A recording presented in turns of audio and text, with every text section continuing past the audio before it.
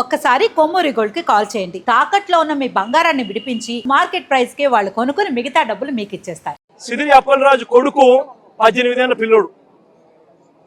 Sidiri Appalaraju doctor, Palasa MLA, మంత్రి, fishing మంత్రి మన ప్రభుత్వంలో. సిదిరి అప్పలరాజు కొడుకు 18 ఏళ్ల పిల్లోడు. బైకు తోలుతా ఉండి కర్మవశాత్తు బైకు తోలుతా ఉండి ఎవరిలో గుద్ది బైకు తోలుతా ఉండి ఒక మనిషి చనిపోయాడు. యాక్సిడెంట్లు అవుతా ఉంటాయి. చేసింది నేను కరెక్ట్ అని నేను చెప్పను. బట్ ఆ పిల్లోడు 18 ఏళ్ల పిల్లోడు బైక్ తోలుతా ఉండి ఆ పిల్లోడికి ఏం తెలుస్తుంది? ఒక్కొక్కసారి జరుగుతాయి. జరిగినప్పుడు నువ్వేం చేస్తా ఉన్నావు? ప్రభుత్వం ఏం చేసిందో తెలుసా? ఆ సిదిరి అప్పలరాజు కొడుకును మర్డర్ కేసులో హోమిసైడ్ సెక్షన్ పెట్టి ఇరికించాలని ప్రయత్నం చేసింది. నిజంగా ఈ ప్రభుత్వం మానవత్వం ఉందని అడుగుతా ఉన్నా. గత 3 రోజులుగా పలాసలో జరిగిన ఒక యాక్సిడెంట్ విషయంలో రకరకాల వార్తలు వింటూనే ఉన్నాం. ఆ యాక్సిడెంట్ విషయమే 3 రోజులకి నిజ నిర్ధారణ అయ్యాక ఒక శాసనసభ్యురాలుగా మీ ముందు ఇటు పలాస ప్రజలకు ఇటు రాష్ట్రంలో కూడా ఇక్కడ ఏమవుతుందన్న వాళ్ళకి కూడా నిజ నిజాలు తెలియజెప్పాలని మీ ముందుకే వచ్చాను. 3 రోజుల క్రితం రాత్రి ఇండస్ట్రియల్ ఏరియా కోసంపురం జంక్షన్ లో రాత్రి 9:32 ఒక 40 సంవత్సరాలు ఉన్న పశువుల కాపరిని ఒక బుల్లెట్ బండి నడుపుతున్న ఒక యువకుడు గుద్దాడు. అతను అక్కడ స్పాట్ డెడ్ చనిపోయాడు అన్నది మరుసటి రోజు ఉదయం అందరికీ తెలిసింది. ఎవరా యాక్సిడెంట్ చేసిన యువకుడు అని అడిగితే వైసీపీలో కోఆప్షన్ మెంబర్ గా పనిచేసిన శంకర్ త్యాడి గారి కొడుకు సిద్ధార్థ త్యాడి గారి పేరు వినిపించింది. మొన్న రాత్రి ఆ యాక్సిడెంట్ 3 రోజుల క్రితం జరిగిన రాత్రి ఆ యాక్సిడెంట్ చేసింది అప్పలరాజు గారి చిన్న కుమారుడు.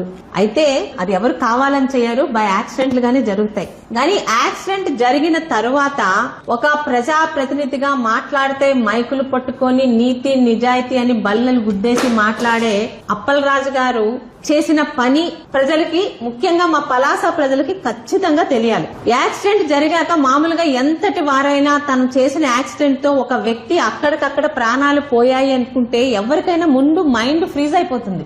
ఏం చెయ్యాలో కాలు చేతులు ఆడవు. కానీ పూర్తిగా క్రిమినల్ మెంటాలిటీ ఉన్న మనందరికీ తెలిసిన మన మాజీ మంత్రి అప్పలరాజు గారు 9:32 గంటలకి యాక్సిడెంట్ అయితే 9:45 కల్లా ఆ యాక్సిడెంట్ లో బండితో పాటు అవతల వాళ్ళని డాష్ ఇచ్చిన అప్పలరాజు గారు కుమారుడు కూడా కింద పడిపోయి ఆయనకు కూడా కంటి మీద, నుదుటి మీద, ఛాతి మీద దెబ్బలు తగిలాయి. 9:45 కల్లా కుమారుణ్ణి తీసుకొని పలాసలో ఉన్న అటు చిన్నబడం వైపు ఉన్న డాక్టర్ బాలకృష్ణ గారి ఆర్థోపెడిక్ హాస్పిటల్ కి తీసుకెళ్తే ఏంటండి ఇంత దెబ్బలు తగిలాయని అడిగినప్పుడు బైక్ నుంచి పిల్లాడు పడిపోయాడు అంటారు. ఏ డాక్టర్ అయినా అంతవరకే అడుగుతారు. అందులో ఆయన తప్పులేదు. ఏ డాక్టర్ అయినా బైక్ నుంచి పిల్లాడు పడిపోయాడని ఆయన హాస్పిటల్లోనే ఆ గాయాలకి డ్రెస్సింగ్, చిన్న చిన్న కుట్లు వేపించుకొని 10 దాటక ముందే తన కొడుకుని ఊరు దాటించేసిన అతి నిజాయితీ పరుడు మనందరికీ తెలిసిన మన మాజీ మంత్రి సిదిరి అప్పలరాజు గారు. కొడుకుని తప్పించడమే కాకుండా తనకి బాగా తన ఏం చెప్తే అది చేసే నమ్మకస్తుల ద్వారా తన అనుచరుడైన ఇంకొక త్యాడి అనే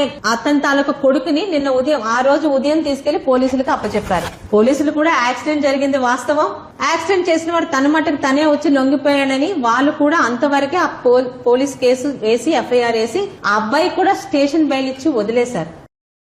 2014-19 మధ్యలోని ఇదే పలాసలో నా తండ్రి అయిన గౌతు శ్యామ్ సుందర్ శివాజీ ఎమ్మెల్యేగా ఉన్నప్పుడు ఒక తెలుగుదేశం నాయకుడు ఒక స్వీట్ షాప్ కు వెళ్లి ఆ స్వీట్ షాప్ లోని కుర్రాడుగా ఉన్న ఒక డోకి హరీష్ అనే ఒక చిన్న కుర్రాడి మీద అరవడమో చెయ్యి చేసుకోవడం అనేది ఒక తప్పుడు పని జరిగింది. ఆ చిన్న పిల్లాడు సెన్సిటివ్ గా ఉండడం వల్ల ఆ అబ్బాయి ఆత్మహత్య చేసుకున్నాడు. ఆ విషయం తెలిసి ఇదే అప్పలరాజు 2 కులాల మధ్య గొడవగా ఇదే పలాసలోని చాలా పెద్ద ధర్నాలు చేశారు. ఆ రోజు తెలుగుదేశంలో ఉన్న మా నాన్నగారు చంద్రబాబు నాయుడు గారితో మాట్లాడి ఆయన సలహా మీదట ఎవరైతే ఆ తప్పు చేసి ఆ అబ్బాయిని బాధ పెట్టి ఆ అబ్బాయి ఆత్మహత్య చేసుకునే విధంగా ప్రేరేపించారో ఆ వ్యక్తిని పార్టీ నుంచి సస్పెండ్ చేయడం జరిగింది. అంతేకాక ఆ వ్యక్తిని పోలీసులు అరెస్ట్ చేసి ఆయన పాతపట్నం జైలులో ఆయన చేసిన తప్పుకి శిక్ష కూడా అనుభవించడం కూడా జరిగింది.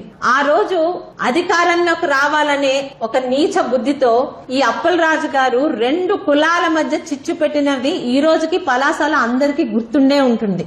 ఈ రోజు అదే అప్పలరాజు గారిని అడుగుతున్నాను, నీ సొంత కొడుకు యాక్సిడెంట్ చేస్తే నీది ఎంత క్రిమినల్ బ్రెయిన్ అయితే నిమిషాల్లోని నువ్వు నిర్ణయం తీసుకొని నీ కొడుకుని బాలకృష్ణ గారి హాస్పిటల్ తీసుకెళ్లి డ్రెస్సింగ్ చేయించి పావు గంటలోని ఊరు దాటించి ఇంకొక అమాయకుడికి మరి నువ్వేం ఆశ చూపించావో తెలియదు, ఇంకొక అమాయకుడిని పోలీసుల దగ్గర లొంగేలా చేశావు. మరి నిన్ను ఏ చెప్పుతో కొట్టాలి అప్పలరాజు గారు? ఈ రోజు పలాసలో మేము గాని పలాస ప్రజలు గాని ఎవరో ఒక తెలుగుదేశం నాయకుడు ఒకతన్ని ఇబ్బంది పెడితే ఆ అబ్బాయి సూసైడ్ చేసుకుంటే 2 కులాల మధ్య గొడవగా చిత్రీకరించి నానా యాగి చేశావు కదా. ఈ రోజు చనిపోయిన వ్యక్తి ఒక యాదవ సామాజిక వర్గం చెందిన వ్యక్తి, 40 సంవత్సరాల అతి పేద గొర్రెల కాపరి. ఈ రోజు ఆయనకి ఒక మతి స్థిమితం లేని భార్య, 3 పిల్లలు ఉన్నారు. ఇది బయటికి రాకుండా రానప్పుడు వాళ్ళతో లాలూచి పడి ఆ కుటుంబానికి 8.5 లక్షలు ఇస్తానని చెప్పి 1.5 లక్షలు ఇచ్చి మిగతా 7 లక్షలు ఆపిన నువ్వు చేసిన రాజకీయాన్ని ఈ రోజు పలాస ప్రజలు ఏ చెప్పుతో కొట్టాలి? ముఖ్యంగా యాదవ సామాజిక వర్గంలోని కులం అని జనాల దగ్గర ఓట్ల కోసమే డ్రామాలాడే పలాస వైసీపీ యాదవ సామాజిక పెద్దల్ని అడుగుతున్నాను. ఈ రోజు మరి మీ సామాజిక వర్గంలో ఒక వ్యక్తి మృతికి కారణమై ఆ నిరుపేద కుటుంబాన్ని రోడ్డు మీద పడేసి తన కొడుకుని తప్పించిన అప్పలరాజుతో ఉంటారా మీరు? నిజంగా కులం అని కులాన్ని రెచ్చగొడతారు కదా. ఈ రోజు మీ కులంలో జరిగిన అన్యాయానికి మీ కులంలో ఆ కుటుంబానికి అండగా ఉంటారా? పలాస వైసీపీలో ఉన్న యాదవ పెద్దలకి అందరి సాక్షిగా పలాస నియోజకవర్గం సాక్షిగా ప్రశ్నిస్తున్నాను. నువ్వు ఒక ప్రజాప్రతినిధివి అప్పలరాజు.